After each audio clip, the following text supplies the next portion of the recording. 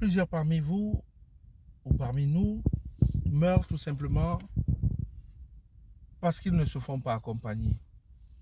Bien-aimé, on peut être appelé à un destin royal, on peut être appelé à un horizon de grandeur, on peut être appelé à tutoyer les cimes, les hauteurs, les montagnes, l'Everest, tout ce que vous voulez.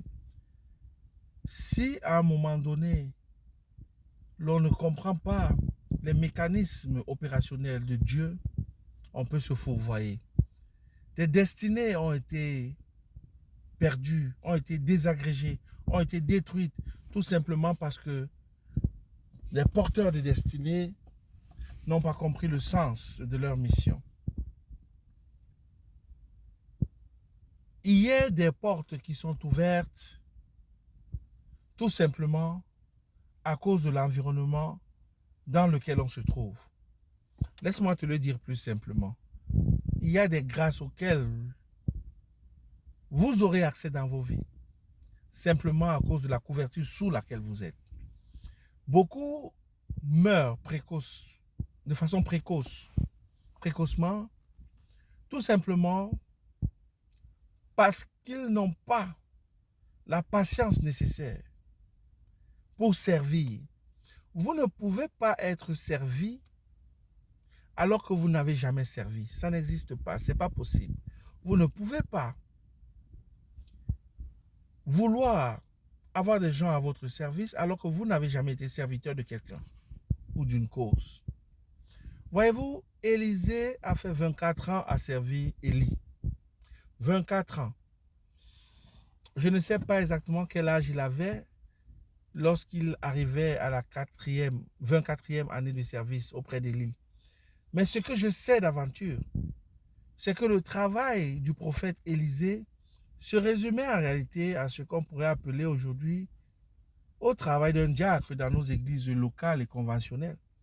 Autrement dit, le travail d'Élisée n'était pas quelque chose de spécial, quelque chose de spectaculaire, de particulièrement gratifiant.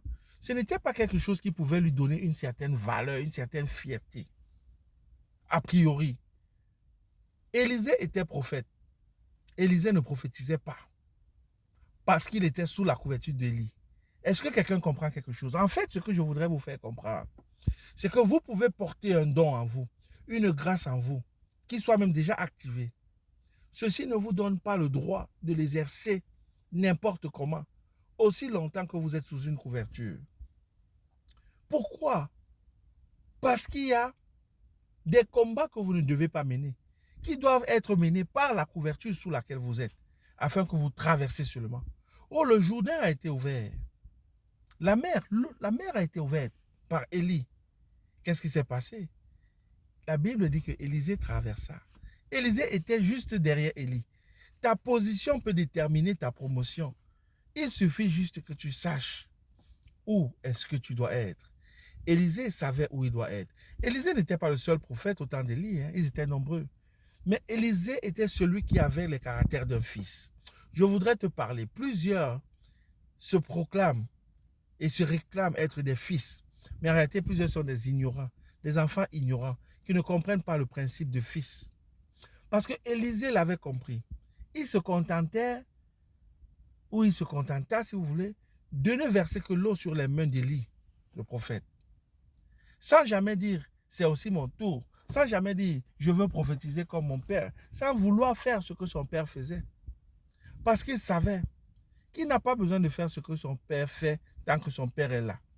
Sa mission à lui devait arriver. Il devait entrer en scène, tôt ou tard. Et il a su attendre et patienter.